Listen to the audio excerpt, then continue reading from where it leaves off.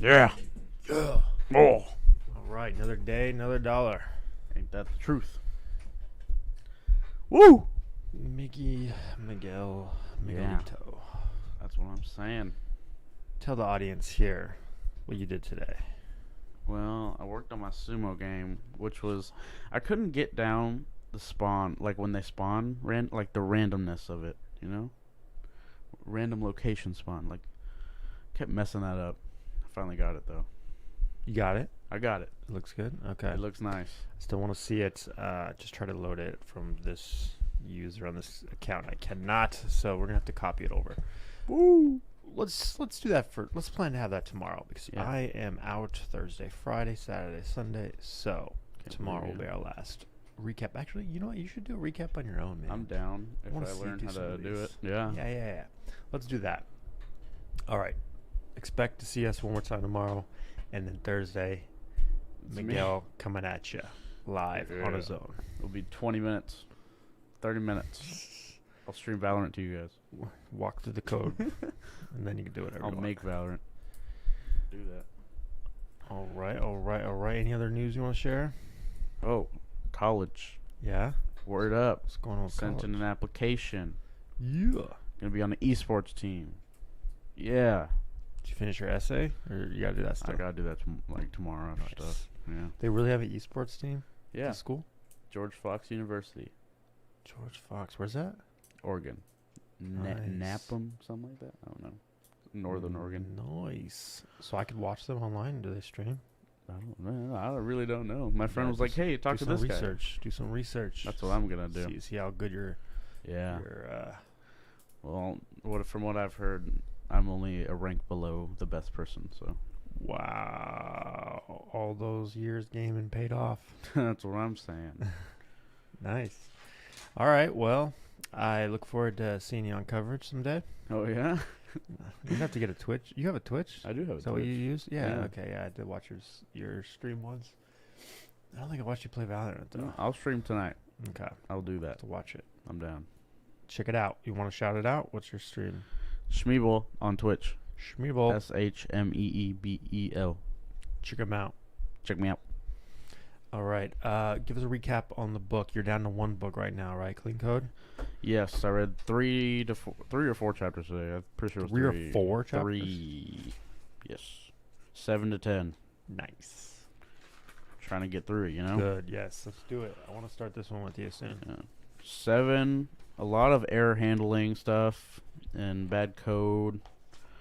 And you can't wait. The error handling is just one of those things that we all have to do when we program, you know. And then chapter 8 was boundaries. Chapter 9 was unit tests, and chapter 10. I haven't gone through chapter 10 yet, so that's what I All need right. to do. Nice. Boundaries. Tell me about boundaries. That's interesting. I don't know. You know, let me Really learn you teach something. there. Let me learn you something. You know what you never knew about boundaries? What did I never know about boundaries? There's a lot of change and a lot of something they were talking about that I didn't understand was third party code. Oh, great. Let's talk about it. I didn't. What do you I think didn't it understand means? Maybe like, isn't it like if you search on Google for like what we do sometimes, third party code, someone else wrote it, but Yeah. like we use it. Sort of. Remember how we sometimes in our code will have to import Unity, Yes. like yes. frameworks, like libraries and yeah, stuff? Yeah. Yeah, so that's like somebody else's code packaged up, and then you can import it in your code and use it. But it's not just like you're copying lines of code. You're actually you have using statements. So let me open this up here. Furnitureless room.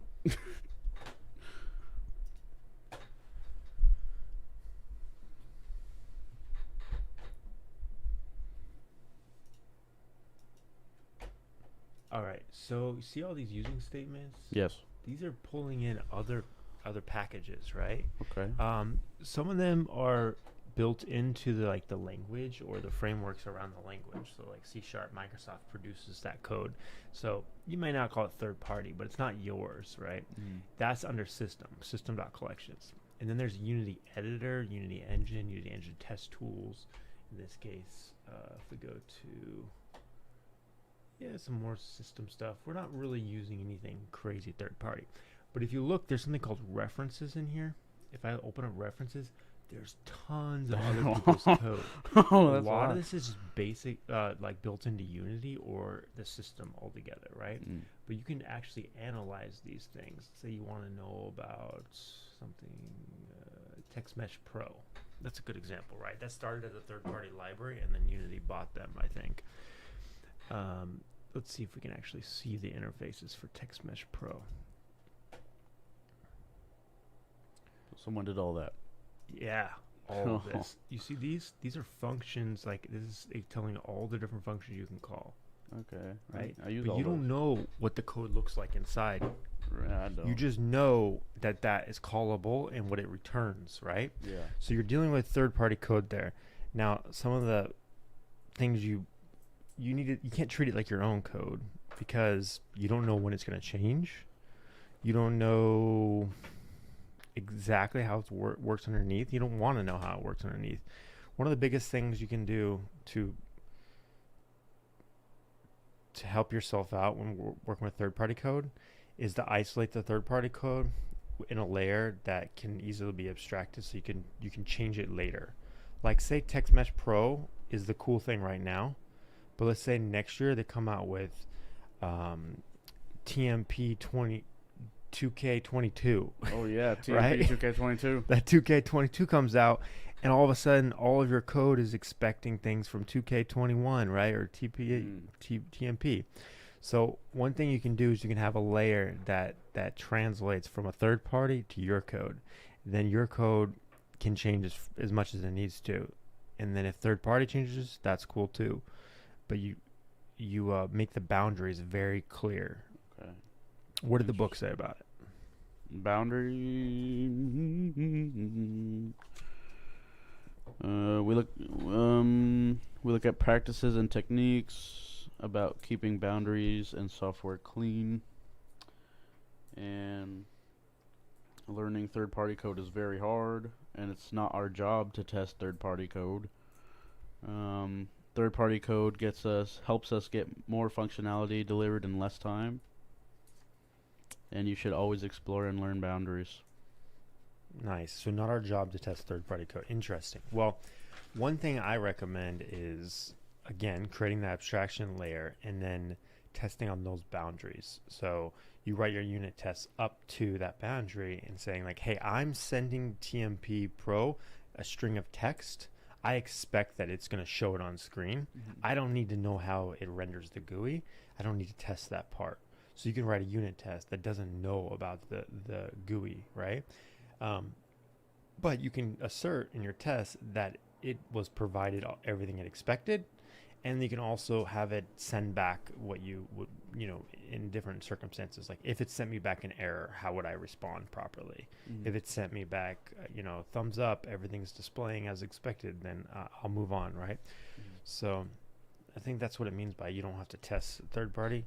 Now, with that said, a lot of time is spent troubleshooting third-party code and trying to understand it, right?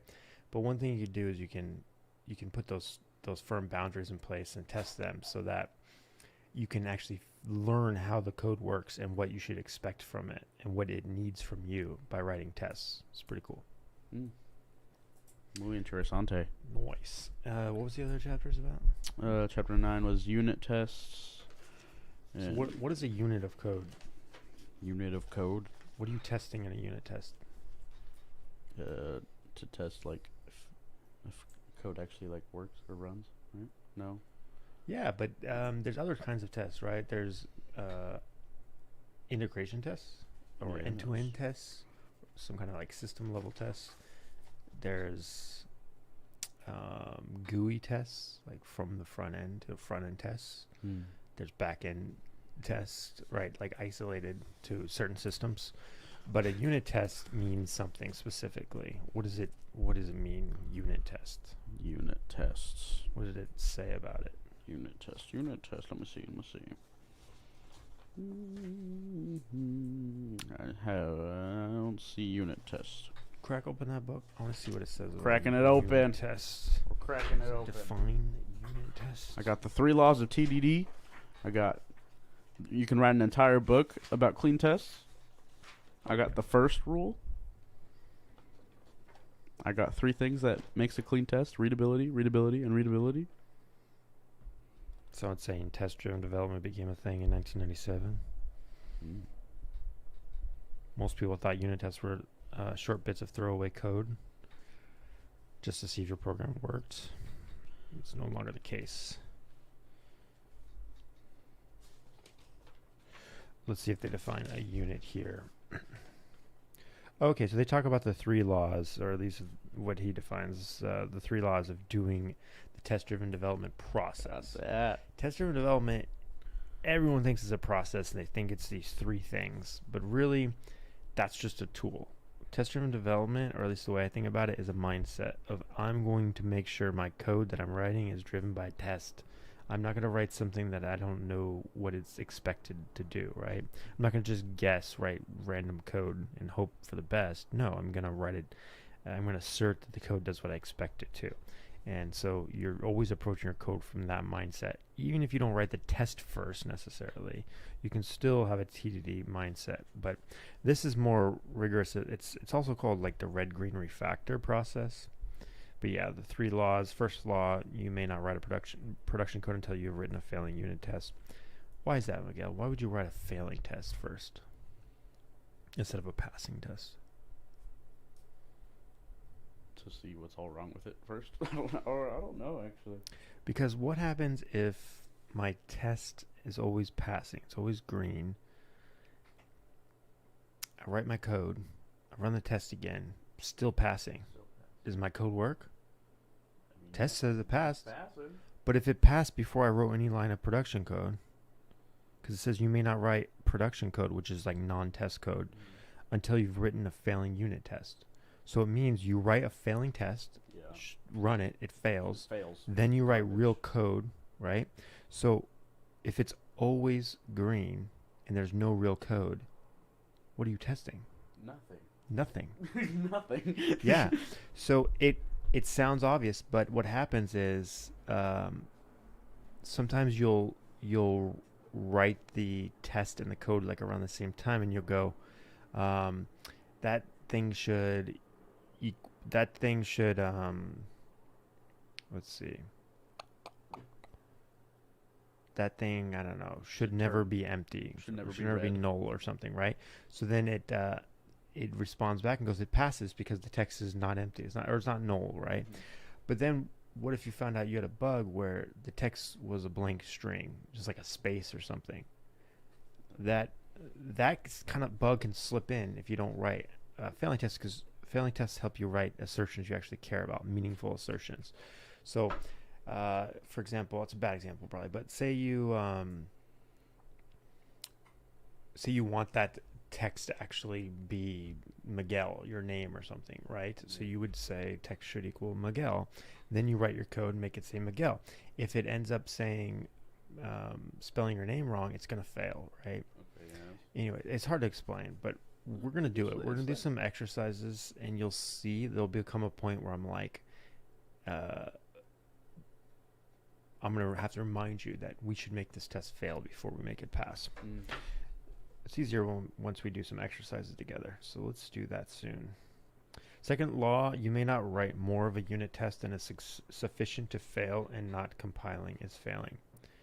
Right? So it's like when you start to outline a test, like the given, when, then statements and stuff, it's going to be like, that function doesn't exist, and it's going to be red. Mm-hmm. It's not going to compile. That counts as a failing test. So then you would go and you would add the function, but you would make it not do anything. So then the test would pass, but you're not allowed to make the function do anything because the test is passing. So you have to go and you add an assertion saying that function should do X, Y, Z. So then you go make function do X, Y, Z. Third law, you may not write more production code than is sufficient to pass the current failing test. So yeah, that's kind of what I just said. Is you can't just like, oh, okay, it says I need a function, so let me go implement the entire function. No, you just make an empty function, then you write an assertion that says it should say Miguel, then you make it say Miguel, then maybe you write another assertion that says text should be red, and then you go make it red, right? You don't just do all of that together. So this is nice. It's a good process, but you don't want to get too rigid, bogged down in these ideas, especially when you're first learning them. You might go gung-ho and be like, this is the way, everyone needs to do it this way. If you don't know this way, you're stupid. It's not like that. It's just a tool that you can use. And more times than not, places don't use this tool, and it sucks. But I definitely recommend getting familiar with it. So it doesn't really talk about what a unit is. It starts talking about tests, but... Yeah, I have a lot of tests.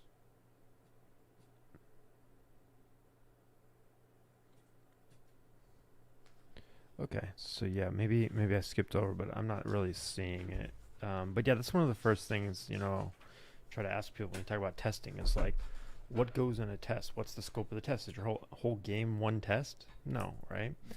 So a unit is usually the smallest level that can be tested. Some people call these micro tests. Some people, they go a little higher for their unit test, whatever. It doesn't matter. For me, unit test can be mapped at different layers. Actually, you can have unit tests that mocks out some boundaries, and you have a unit test that does a little more than other people might expect in a unit test. Whatever, I'm not too concerned about it. But often what you'll find is that people start by writing tests around classes, and obviously classes, they're supposed to really do one main thing. They're supposed to have one kind of job. So like a class might be, what's a good example of a class? Well, what's our simple like trigger, right? I think our trigger is like a decent class. Door trigger, right? Tell me what a door trigger is supposed to do. You walk into it, it's supposed to, well, for our thing, you're supposed to teleport you back to the position.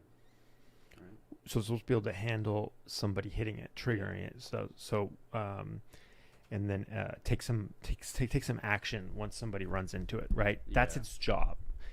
But you can go deeper and you can go, yeah, but this door trigger is a time travel door trigger. Well, maybe that's a different class. Maybe time travel is another class, and then we compile that into a time travel door trigger. Whatever, I'm getting way off track. But the point is, it does at this level, a door trigger handles that main thing. Its job is to handle a collision and perform some kind of side effect on the thing that collided with it. In our case, it's move it and reset the clock, right?